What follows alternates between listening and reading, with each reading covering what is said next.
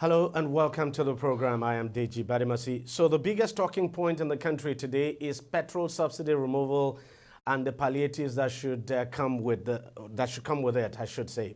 Now, the federal government had proposed a series of measures, including the sharing of 8,000 naira now to 12 million households for 6 months using the National Social Register. Now, many had criticized the move, questioning the validity of the National Social Register. Well, the government has since said it would review the plan for the cash handout now. And the latest on the issue is that states will now be the ones to implement the palliatives using their own social register. State governors met last Thursday under the aegis of the National Economic Council in Abuja, and the main agenda on the table was the palliatives. Before now, the NEC had set up a committee to come up with the best form of palliatives following the subsidy removal. That committee eventually filed its report, which the governors adopted. Here is the Ogun State Governor now, Dakwa Abiolu, highlighting some of the decisions reached at that meeting. We also proposed accordingly that each state should begin to plan towards implementing a cash transfer program that will be based on their social register of the states. Because it is states that are better positioned to do that enumeration so they can ensure the integrity of the social register.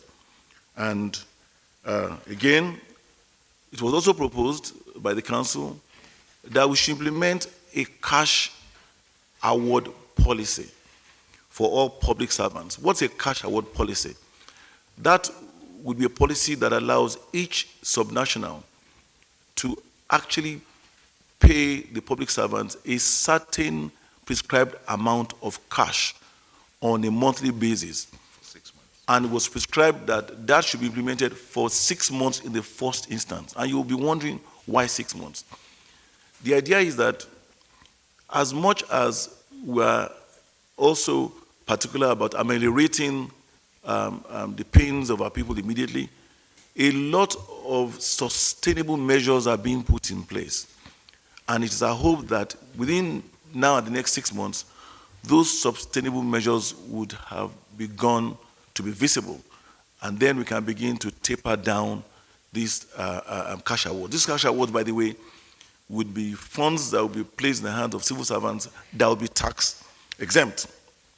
We also talked about ensuring that we paid our public servants outstanding liabilities, whichever way, if it's their pension, if it's their gratuities, if it's their leave bonuses, and so on and so forth. And that is a front burner item because we believe that this would immediately bring succor to our people. We also spoke about the fact that the government must now begin to look at how to fund MSMEs, because they are the engine room of business. And we should look at how to fund them with single-digit interest loans. And that is also something that's also a fund burner that we believe that once that happens, because when you look at the percentage of civil servants or public servants in every state, they are just a trickle. But these kind of measures would also ensure that these interventions trickle down to MSMEs. We also spoke about the immediate implementation of our energy transition plan, which is transiting from being reliant on petrol to now being reliant on other fuels that are cheaper and more stable, particularly CNG, since we have an abundance of gas in Nigeria. So it is recommended that states will begin a plan to begin to convert their mass transit buses, their taxi vehicles, to CNG. And that just requires that engineers are gotten that understand this, the kits are brought in, and this will also create employment as well. The long-term vision of government is for us to begin to use EVs, electric vehicles. But because government wants to ensure that we actually set up the manufacturing and assembly plants in each zone in the country, and that might take anywhere between 6, 8 months to 1 year. The idea is to begin to implement the conversion to CNGs in the meantime, while EVs take over.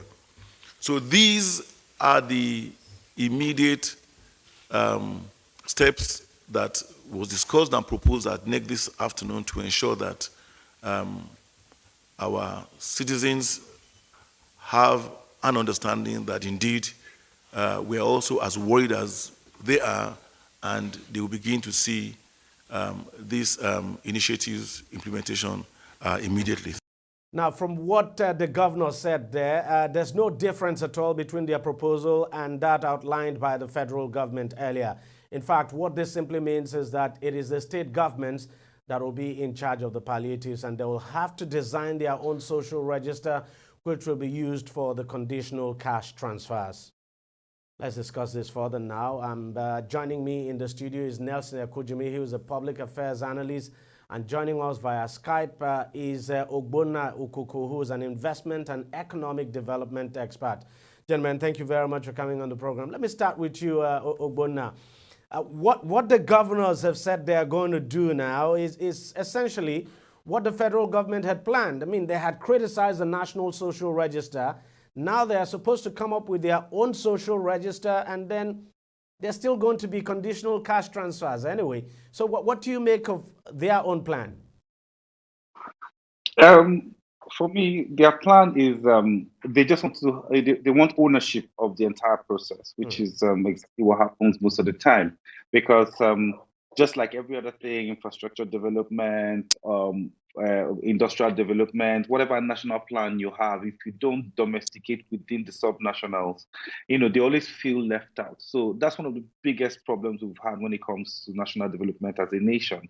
So if they want to, let's use this as a litmus test to see how they are able to implement. And if they're able to implement and implement well, so it goes to show that let development be from bottom up, it's against up from top to bottom. So so it's a good thing. I think it's a good way to start a new administration.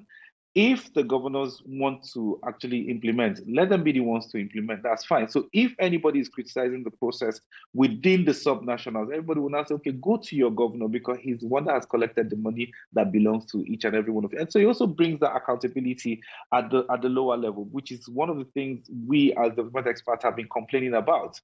If everybody is saying, oh, Nigeria is wrong, things are wrong in Nigeria, and everybody's looking at the federal government, what happens to the state governors? What happens to those at the local government level? So these things should actually happen the way they are happening right now. So at the end of the day, so we know who to hold when things go wrong. Okay. Let me come to you, Nelson. Obviously, from what Ogbonna has said, attention should now shift to the state governors. So it means citizens should now hold their governors responsible for these palliatives, because that's essentially what this is about. I mean, this time the governorship, just as Ogbonna said, the governors have decided to take ownership of this process. Well, that is very, very true. But most importantly, we must also recognize that the governors will be taking charge of the process via the local governments, because the local governments are the closest to the people, and the local governments are the instruments through which they could, compile their own register. But be that as it may, I want to ask, to compile a register will require time. It will require, enlistment of enumerators who have to be trained. Well, there's a national register anyway, and that national register, the governors of the various states contributed in the drafting of that national register. So probably what they'll do is to take their own portion from the national register. Say, for instance, if you're the governor of Adamawa State or Lagos State, just look at your own part of the national register, take that and run with. Do they have to draft a new register in this case? The register has been, domiciled in the states right from the word go, under the supervision of World Bank. So when the state governors came up yesterday to pick hole in the national register, for me as a social scientist, the question I wanted to ask was that which of the states had problems with its own register? Let us know, because at least we know we have the register in 36 states.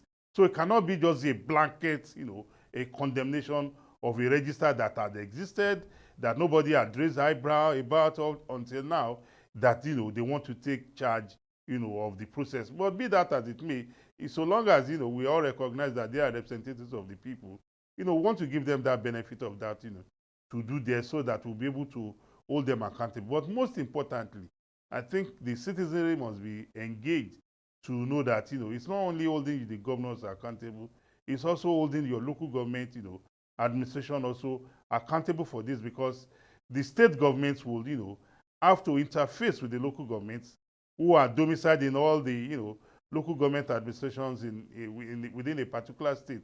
In that way, maybe we'll get another register, or maybe we'll be able to fine tune the old register that wants to be amended or what have you. But by and large, it's not a bad development, because we have always advocated for federalism, devolving powers to the subnational, and this is also looking like in that direction. So let me come over to you, Ogbonna. Do you think the governors will have to come up with a new register, so to speak, their individual registers now? And do you think they'll be able to manage this, the administration of these palliatives better than the federal government? Now, I think the most of the time, what leaders at the subnationals always think is that they have better view. They see these issues more. They feel the pulse of the people more. So I don't think they're going to go and do, because there's no time to start doing a new register. There's nothing new under the sun. The poor community, all you just need to do is to call or give mandate the local government chairman to give you a list of a category of people, and then you definitely, I think what they would just end up doing is updating what they already have, and then see if some of the programs that they've designed to support the poor, if some of these people have actually come out of poverty, or just a bit of distilling the list that they already have, and then see if there are more people that they need to include. Just formally updating the list before they start implementation. Nelson, let me ask you this. Do you think that people will now understand that, look, it's our governors that will have to hold responsible and not the federal government? Because we're talking about a country where everyone is so fixated at the center. Everyone looks at who the president of the country is. So for every problem almost anyone has in this country, even if there are problems that should be taken care of by their local government chairman or even their councillors, they blame it on the president. Do you think the perception will change with this? Well, I think this could be a starting point, because some of us have been strong advocates for changing that perception that you have subnationals as well as local governments that are supposed to attend to issues as enshrined in the constitution. But surprisingly, Nigerians continue to fix their gaze to Abuja, that is very far away. And to the question you asked the other guest, I want to believe that the governors are in a better position to do better than the federal government, in view of the fact that they are closest to the people, and in view of the fact that this register will be domiciled under their care. And if we have enough supervision and watchful eyes, under the watchful eyes of non-state actors, overseeing this activity, we might get it right. I don't want to believe that the people in Abuja are better managers than the state governors or even the local government, because we are all human beings. It's just the office that we occupy, and that office that we occupy is demarcated by the the functions assigned to it by the constitution. So I want to believe strongly that the governors will do a better job, but in doing a better job, the people themselves must keep their eyes wide open. Let's talk about these palliatives themselves. I mean, you've heard the palliatives that the governors have said they're going to put. I mean, the conditional cash transfer is still there. We're going to have buses driven by gas. We're going to have monies going to the workers that will not be taxed, and provision will be made for pensioners and all of that. The whole idea, of course, I can understand, is to stimulate the economy. But what's your take on some of these palliatives that the governors have said they're going to roll out?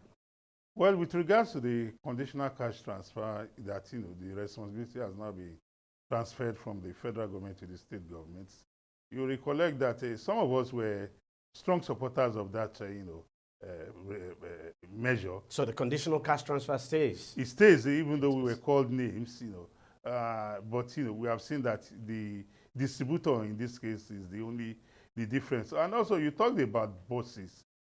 Like you have rightly mentioned, we have a bad example of how we have mismanaged public transportation system in this country. You want to ask. This times buses, Yes, CNG buses. even the almighty NLC had a labor mass transit scheme at a point in time, not too far ago, and today it's nowhere to be found. That tells you clearly that idea of buses is something we need to look at once again. And talking about the untaxed benefits or untaxed payments to workers, it's not a bad idea because they are the ones they are the engine room of the public service.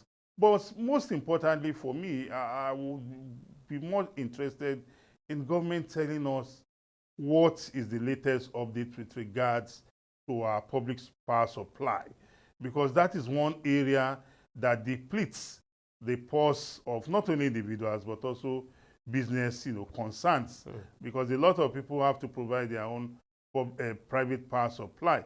If this is taken out of some of the expenses that individuals, businesses have to cope with, a lot of the economy will be reflated more than we can imagine. Also, you want to ask the local refineries, the moribund refineries, what is the state of affairs with regards to those refineries, such that we'll know that in the nearest future we'll be producing we'll be refining our crude oil locally, and in that way we'll eliminate a lot of the cost involved. You also want to ask the issue about gas. The whole world is gradually moving out of the use of fossil fuel because of the damage to the ozone layer, and as well as shortening the lifespan of humanity. How far are we doing? Those are critical measures that one expects as the days go by, that the government at various tiers would come to address the Nigerian people on. But as it is now, I think this is the starting point. The measures are not cast in gold. Don't forget also part of the measure is the loans or subvention to medium-scale industries, exactly. and what have you. So we want to believe that as we go along in this trajectory, that new developments will come on board, and we'll all put our heads together and come up with solutions to them. Well, let's just hope it doesn't fail. Let's hope everything works out well, because if it fails, then we're in trouble. Gentlemen, I want to thank you very much coming on the program. Nelson Akojime, Public Affairs Analyst, thank you very much for your time.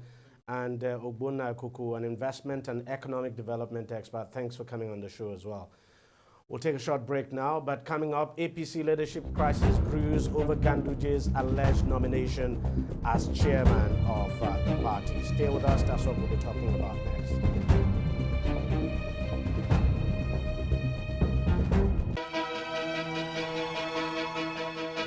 Opinions are free, facts are sacred, but truth is universal.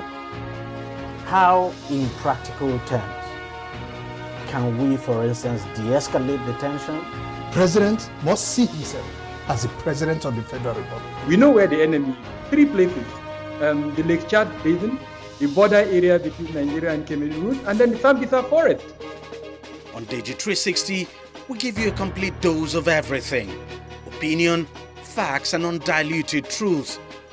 I hardly believe what politicians say in this part of the world. A new Nigeria is possible, a future is possible.